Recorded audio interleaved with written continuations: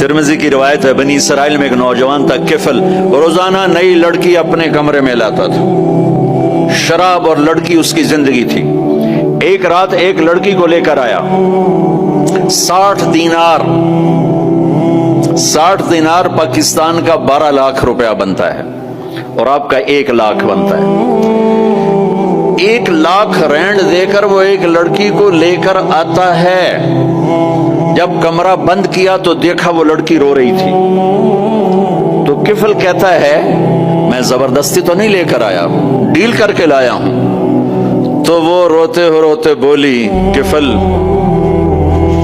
طوائف نہیں ہوں، غریب، مجھے غربت نے عزت بیچنے تک پہنچا دیا ہے۔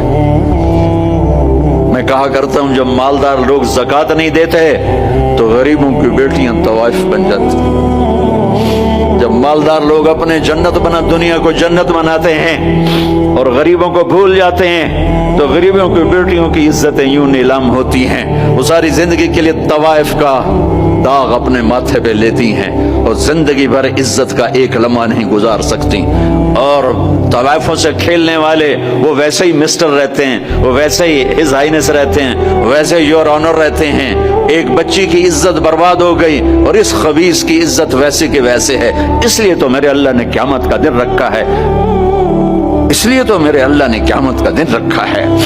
ہائے ہائے ہائے ہائے، ایسے تو نہیں حسین سر کٹوا کے نیزوں پہ چڑھ گئے اور آل رسول کے سیٹے گئے اور بوٹی بوٹی ان کے ہو گئی کہ اللہ کو نہیں چھوڑنا باقی سب چھوڑ دیں گے۔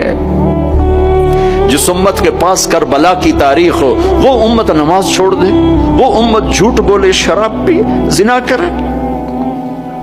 جلا دو اپنی تاریخ کو، جلا دو اپنی کتابوں کو، جلا دو اپنی میراث کو، جو کرنا پھر جو مرضی کرو، بھلا دو حسین کی قربانی کو۔ یہ کوئی زندگی ہے جو ہم گزار رہے ہیں؟ وہ عورت رونے لگی، وہ لڑکی رونے لگی، کفل عزت دار ہو، مجھے غربت نے طوائف بنا دیا ہے۔ تو کفل رو پڑا اور کہنے لگا میری بہن جس عزت سے آئی تھی چلی جا، جو پیسے دیے ہیں جا اپنی غربت مٹا، ہدیہ 60 دینار 1 لاکھ رینڈ بنتا ہے، جا اپنی غربت مٹا، اور میرے لیے دعا کر، میں بہت گندا انسان ہوں، میں تیری آنسوؤں کو دیکھ کر میں بھی توبہ کرتا ہوں۔ وہ لڑکی گھر پہنچی، پیچھے کفل مر گیا، اس کو نہیں پتا موت آئی کھڑی ہے سر پہ، وہ مر گیا۔ اللہ آخرت سے پردہ نہیں اٹھایا اللہ نے۔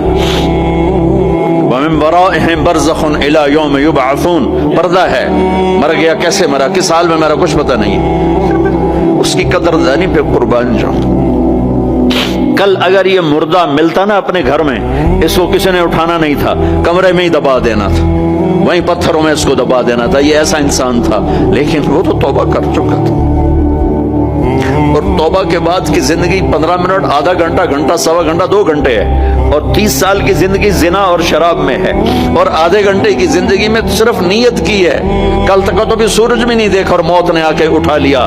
صبح جب ہوئی تو لوگوں نے دیکھا کفل کے گیٹ پہ لکھا ہوا تھا ان اللہ قد غفر للکفل، لوگوں اللہ نے کفل کو معاف کر دیا۔ یہ کیوں لکھوایا؟ یہ کیوں لکھوایا؟ اس لیے لکھوایا کہ اب یہ ہمارا دوست ہے، اور اس کو عزت سے ہمارے پاس پہنچاؤ۔